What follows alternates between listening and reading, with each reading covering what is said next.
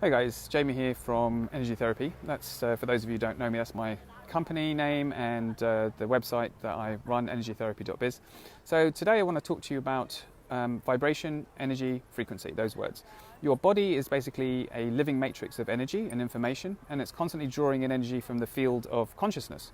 So that means your environment, right? It means as far out as the cosmos, but also, your earth environment, the thoughts and frequencies that you hold, the thoughts that you generate, the thoughts that you receive from others, your emotions, your feelings, your feeling nature. And the interesting thing is this informational content embeds into your cellular matrix because your body's made up of empty space. And even water actually has a lot of space inside and around it. So I was watching this amazing program on Gaia, and I can't remember the name of it, but it's a movie, it's like 1 hour and 20 minutes, and it put together a lot of great information that I was already aware of, but gave the science behind it and where science and spirit connect, so I would call that spirit science. And there was this really wonderful sort of discovery about this program in terms of how it looked at, how we are receiving polluted water into our bodies and how that's actually damaging us at the cellular level. And in big cities, I'm in Cape Town at the moment, in London, for example, as well, there's a lot of chlorine added to water, right? And for those of you who've read Masaru Emoto's work, he's now dead, but his scientists were looking into the sort of vibrational structure of water and freezing the water crystals. And of course, with chlorine, I say of course, but it wasn't known at that time, the water couldn't actually form beautiful crystalline structures. When they took water from purified sources, so say for example fresh mountain streams, beautiful rivers, places where the water is very clean and natural and is flowing in a certain way, they found that the structures were very beautiful. They were crystalline structures that looked like a snowflake, for example. It's just so beautiful and symmetric. But with tap water, the structural content of tap water, the energy content, the informational content is dead. It doesn't have any life in it. And if you think about it's kind of a closed loop system. So what happens is when they put chlorine in, it destroys the ability of water to hold a high frequency. And then also now, I've heard in the UK, for example, the chief medical officer, who's a complete sellout, and he's an NWO, I don't want to say the word anyway, nitwit, I'm going to say on this call, he's actually decided to put fluoride back into the water, which is terrible, okay? That's going to destroy, again, the informational content of water to sustain life, and it's also going to affect your third eye, your pineal gland, your pituitary, your hypothalamus. They took aluminium runoff and called it fluoride. Sorry, I think we cut out there with a connection. They called it fluoride and basically confused people, and they just put it in the water. I mean, the people in power are so unconscious. And so we have to come back to the understanding that we're in control of our bodies and take care of our bodies and purify our water.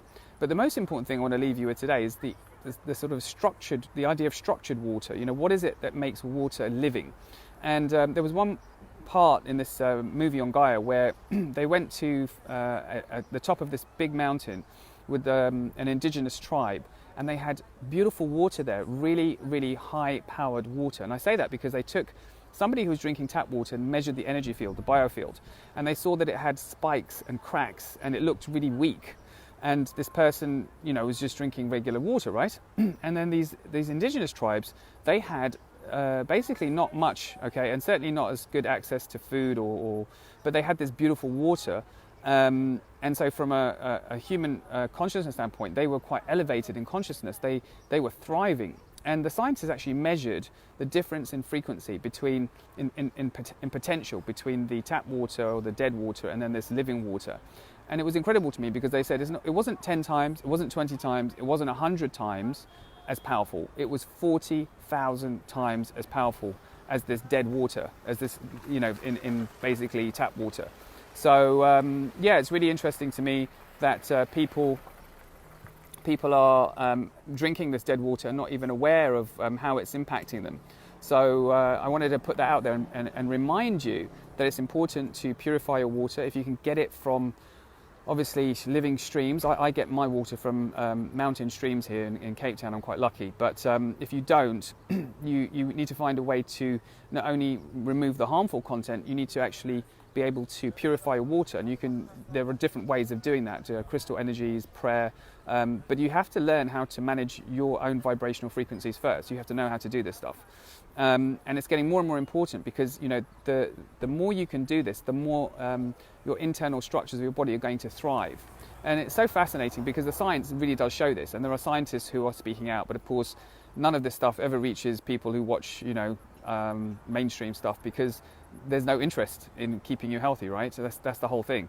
So it's up to us to empower ourselves, and I believe that actually if we're eating, you know, clean organic foods as well, the love frequency is a high frequency, and of course, you know, not only are there no chemicals in the food, but the food that's created with loving intention, I'm going to call it, is so much more powerful. Your body needs much less of it than if you eat toxic crap, you know, in plastic packaging, or that has been grown, you know, carelessly.